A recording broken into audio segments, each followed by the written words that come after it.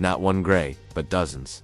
Concrete dulled by age, metal polished smooth by too many hands, fluorescent lights that never fully turn off, humming faintly like they're tired of pretending. The corridors stretch longer than they should, bending just enough to mess with your sense of distance. Faces blur together at first. Uniforms do that, then details start to sharpen.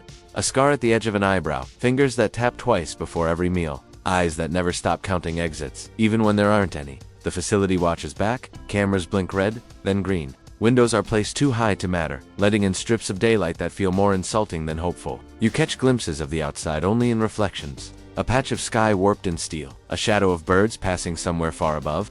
When the group begins to form, you notice how they look at each other, not directly, not for long.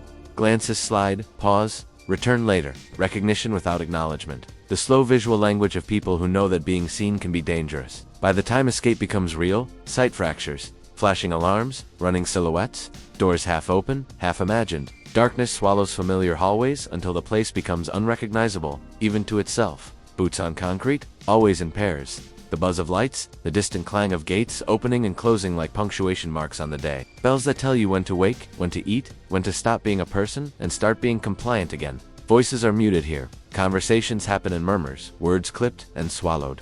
Laughter sounds wrong, like it doesn't belong in the air. When someone does laugh, it echoes too loudly, and everyone freezes. At night, sound sharpens. You hear breathing through the walls, someone crying 2 rooms away, trying not to be heard.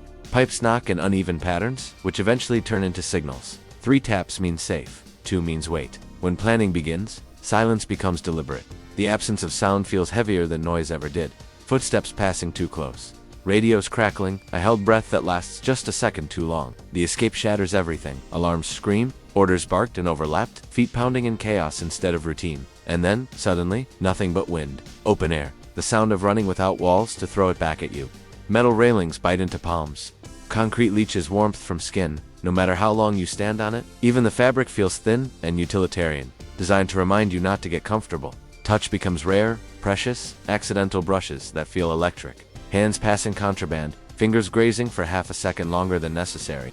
The pressure of someone standing close enough to share heat during inspections. Pain is constant but manageable. Bruised ribs, raw knuckles, the ache of sleeping on something that never softens. You learn which hurts are worth acknowledging and which ones you bury. During the escape, touch turns frantic. Hands pulling, pushing, steadying.